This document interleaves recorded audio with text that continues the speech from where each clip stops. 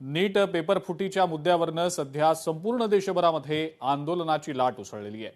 सरकारनं त्यावर चर्चा करण्याची तयारी दाखवलेली असताना सुद्धा विरोधकांनी केंद्रीय शिक्षण मंत्री धर्मेंद्र प्रधान यांच्या राजीनाम्याची मागणी सातत्यानं लावून धरलेली आहे। यावर पंतप्रधान मोदींनी एक पोस्ट करत त्या संदर्भातली पहिली प्रतिक्रिया दिलेली आहे। या सगळ्या घडामोडींसंदर्भात मुख्यमंत्री देवेंद्र फडणवीसांनी विरोधकांवर जोरदार पलटवार केलाय।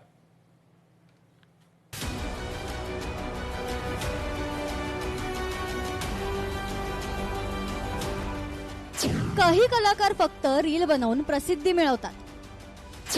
राहुल गांधींनी पळकुटेपणा सोडून संसदेत चर्चेला यावं। आंदोलनाच्या आडून राजकीय पोळी भाजणाऱ्या विरोधकांवर मुख्यमंत्र्यांचा निशाणा। राहुल गांधींनी पळपुटेपणा सोडावा, संसदेत चर्चा करावी, असं ओपन चॅलेंज मुख्यमंत्री देवेंद्र फडणवीस यांनी काँग्रेस नेते राहुल गांधी यांना दिले। दिल्लीच्या कॉकरोच जनता पार्टीच्या आंदोलनावरून राजकारण चांगलंच तापलंय।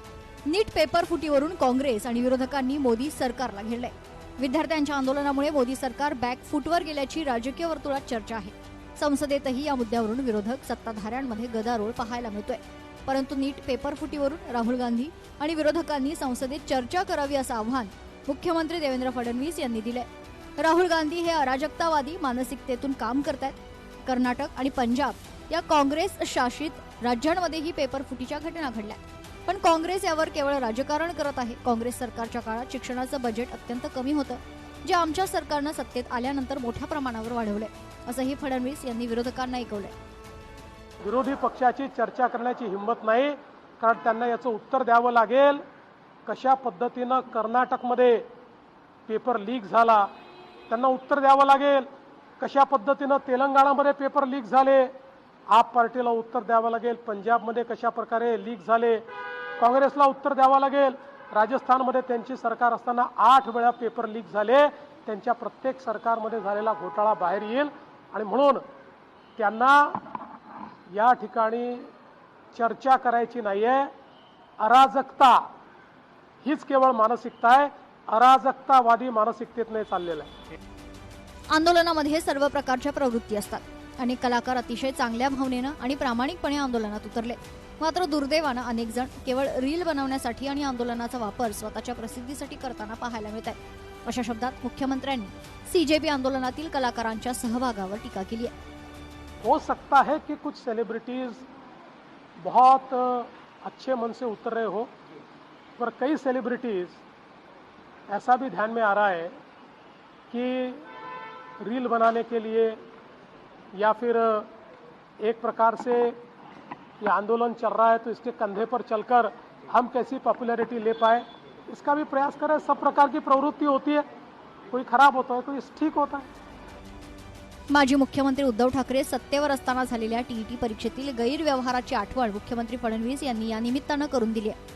उद्धव ठाकरे मुख्यमंत्री असताना राज्यात आतापर्यंतचा सर्वात मोठा टीईटी घोटाळा झाला होता, असा टोला लगावत त्यांनी उद्धव ठाकरे यांनी सरकारवर केलेल्या आरोपांवर पलटवार केलाय।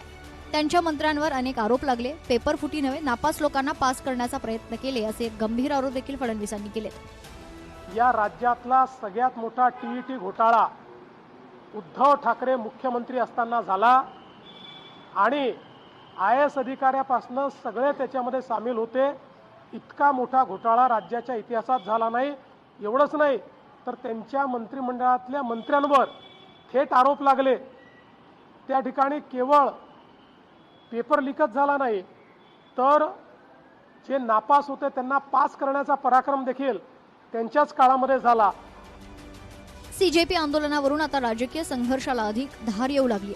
परीक्षेच्या मूळ विषयावर चर्चा करण्याऐवजी राजकीय नेते आता त्यांच्या जुनी उणीधुणी काढण्यात स्वारस्य मानतायत। नीट परीक्षेत झालेला गोंधळ हा देशातील लाखो विद्यार्थ्यांचं नुकसान करणारा ठरलाय।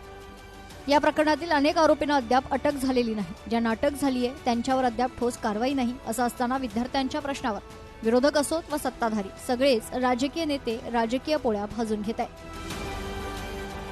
ब्युरो रिपोर्ट, लोकशाही मराठी, मुंबई।